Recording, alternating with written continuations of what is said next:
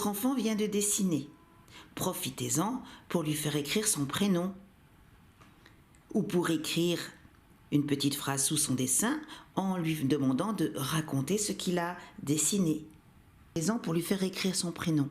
Si l'enfant ne sait pas écrire son prénom, vous allez l'écrire pour lui et devant lui en épelant les lettres. L, E avec un petit accent qui fait E, les. N, c'est la lettre N. A, na, les, na. I, avec les deux petits points pour faire le son I. G, les, na, ig. Vous en profiterez pour lui donner son étiquette prénom qu'il ira ranger et qu'il pourra retrouver à chaque fois qu'il voudra écrire son prénom. Pour les plus grands, vous pourrez leur donner l'écriture de leur prénom en cursive, l'écriture de leur prénom en script,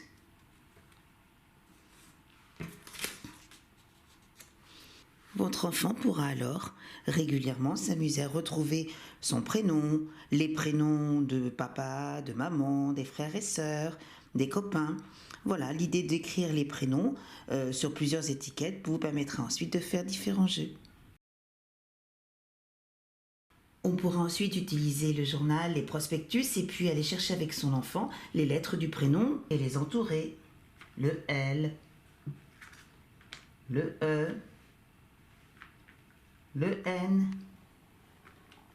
le A, le I et le G. Il faudra peut-être que je vais chercher ailleurs. Ah, s'il est là, le voilà. On voit par contre que ce qui sera difficile, ce sera d'associer les lettres qui sont en capitales à des lettres qui sont en minuscules. C'est pour ça que tout à l'heure, je vous ai montré l'écriture du prénom également dans les différentes écritures. On pourra faire référence ou aller chercher éventuellement un petit abécédaire sur lequel on aura écrit toutes les lettres dans les différentes écritures.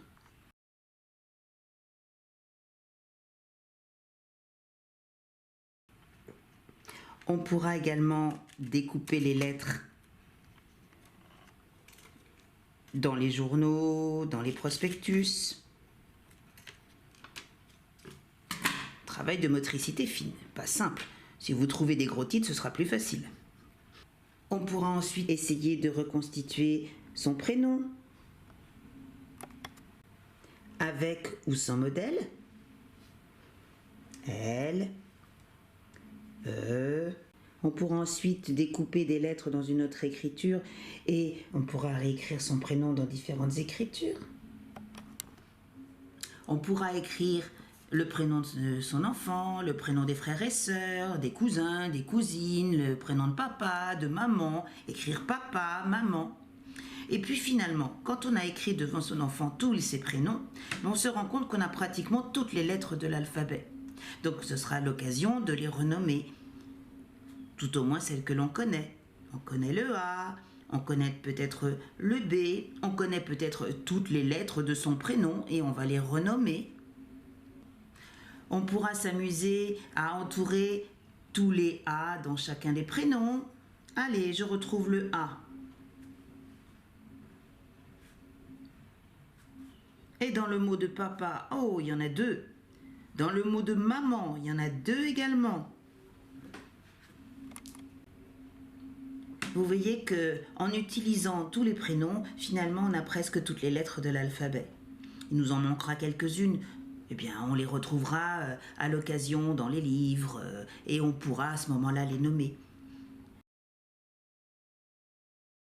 Vous pourrez aussi chanter une petite comptine de l'alphabet. A, B, C, D, E, F, G, H, I, J, K, L, M, N, O, P, Q, R, S, T, U, V, W, X, Y, Z. Je connais mon alphabet, chante avec moi s'il te plaît. On pourra remettre les lettres dans l'ordre de l'alphabet. A, B, C, D, E, F, G, et en profiter pour faire réciter la comptine le plus loin possible. Vos enfants ne connaissent pas encore tous leurs lettres. On peut les aider à les travailler. J'ai repéré qu'ils ne connaissaient pas le F, par exemple. On va prendre une image de F et on peut l'amener avec de la pâte à modeler à faire un F.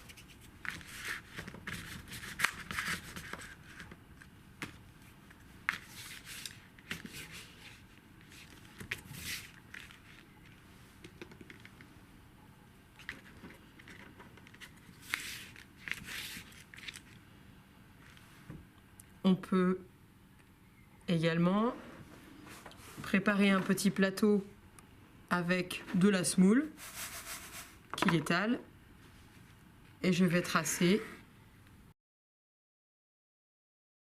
la lettre F.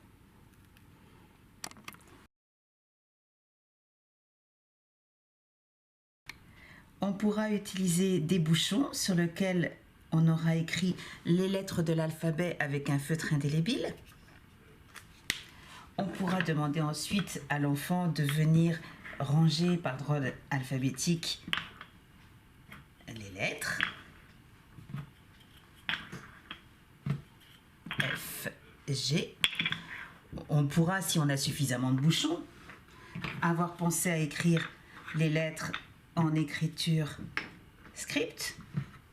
Et vous voyez que là, on refait la même chose qu'avec vos lettres en papier découpées dans les journaux, mais c'est plus facile à manipuler. Donc on associe les lettres. On pourra le faire de la même manière avec l'écriture cursive. On pourra demander à l'enfant à un moment donné de les remettre dans l'ordre, mais on pourra aussi imaginer que l'on a enlevé des lettres et lui demander de chercher alors quelle est la lettre qu'il me manque. Peut-être que votre enfant récitera à nouveau la comptine de l'alphabet A, B, C, D, E, F, G. Ah, il te manque le D. Alors soit il ira rechercher le D dans une collection de bouchons que vous lui aurez donné, soit dans des petites étiquettes papier, soit il écrira le D pour le replacer au bon endroit. Vous pouvez également lui demander de vous montrer une lettre que vous donnez. Montre-moi la lettre F. Quelle est la lettre qu'il y a avant F? Le mot avant n'est pas facile pour les enfants. Avant le F, il y a le E. Et quelle est la lettre qu'il y a après le F? Le G. Le mot après non plus n'est pas si facile que cela. On pourra également avoir écrit des chiffres sur les bouchons, mélanger les deux collections, les chiffres et les lettres, et demander aux enfants de trier. Eh oui, les chiffres servent à coder des quantités et les lettres servent à coder des mots. On pourra demander donc aux enfants de remettre dans l'ordre la comptine des nombres et la comptine des lettres.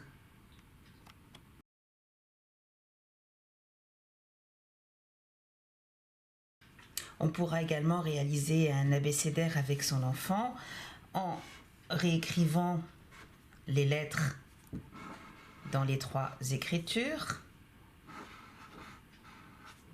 Je dirais même que celle-ci, on a plusieurs. Le A s'écrit également comme ça. Et puis, rechercher les prénoms des enfants dans la famille. J'ai peut-être une Anne dans la famille. Et dans ces cas-là, on mettra la photo de Anne. On pourra aller chercher dans les catalogues des objets qui commencent par A. Et on pourra peut-être trouver une photo, allez, d'un ananas.